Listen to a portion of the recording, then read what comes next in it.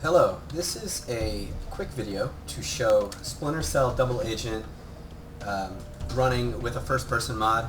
I've done something similar with Splinter Cell Chaos Theory, and I figured I'd give it a shot with this one too. The settings I had to change in the file were a little bit different, but I think I've got it working pretty well. So just to outline exactly what this is, this isn't a 100% first-person mod.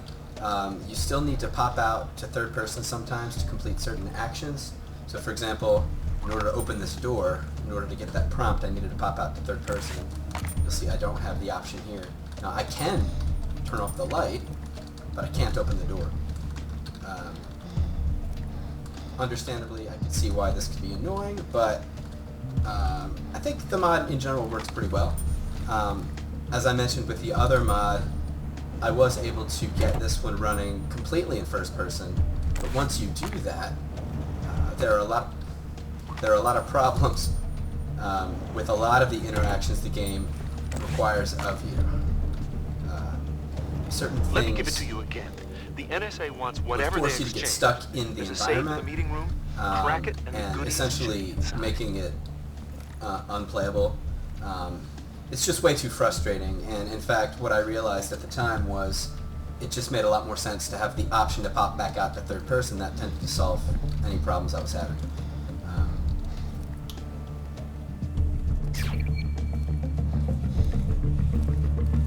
So essentially what you can do is snake around. I'd say you could play about 80% of the game like this. There are certain levels where you're required to climb on a ledge, or other such things, especially like grabbing an NPC. All the settings exist in the file. The camera settings exist in the ini file. I think it's the Splinter Cell settings file. So it might be worth taking time to experiment with them and discover what works and what doesn't. I found that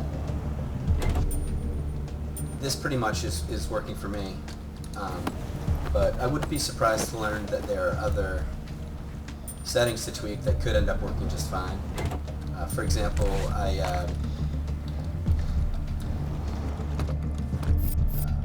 the throwing animation seems to work in first person just fine.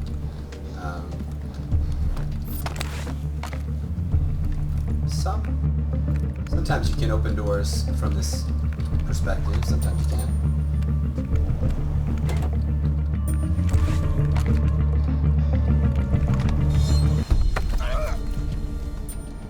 I understand you're a hacker. Yes.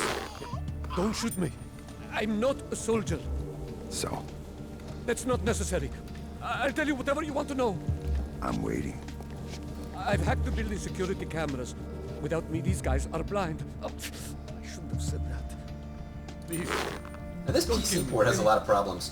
I'd recommend I going don't to even know the what these PC people Gaming do. Wiki for information on running it at high-res resolutions or modern resolutions. The FOV can be tweaked, and the mouse settings are just awful. Now, they weren't designed for first person, obviously, but you can go into one of the files and set to use raw mouse input. Of course, doing this automatically sets the mouse to be inverted, which doesn't work for me, so you have to switch that to on in the in-game settings, which works. However, the inverted settings are still present in the game menus, which is a little frustrating. And I've also experienced just random crashes. Also, in order to get any sound in the game at all, I had to install it on my C drive, which is not where my Steam folders are located. A lot of weird problems with this one.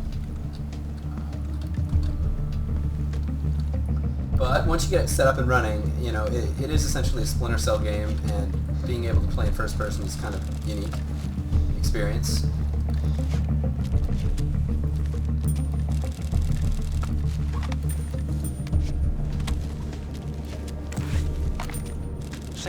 really making me nervous.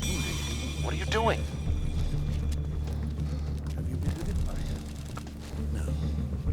Fisher, I'm on my way to the roof to talk to you. It's raining, Moss, and I don't have a raincoat your size. Just tell me what you have to say. Emil's orders. Break into the good doctor's room and steal his notes. Now get to it. Oswald's room is 2406. You can access it from the main shaft of the building. All your gadgets work just fine. Yeah, I should also mention the ability to rebind your keys is limited. I think that you can tweak some of that in, you could set some of that in the INI files as well. But yeah, this port, it's a little bit frustrating. Of course, like I said, once you get it set up, it's alright. That's essentially it. If you have any questions, let me know. If you have any suggestions, let me know. Like I said, I'd suspect about 80% of the game can be played from first person, especially if you're interested in sneaking and using gadgets.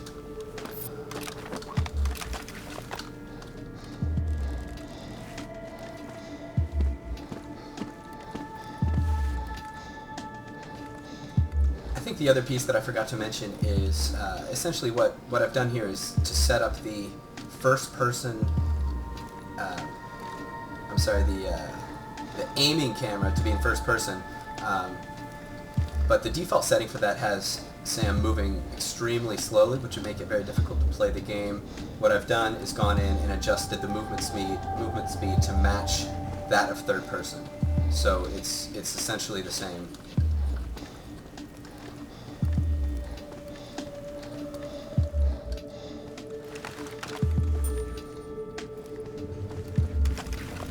I'll just play for another minute here just to show you what it's like.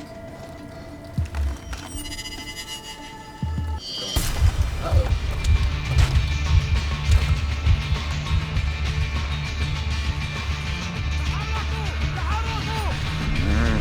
Fisher, where are you? On my way to Oswald's room. I'm almost there. Alright, with that, I will Get the notes quickly. leave it with that.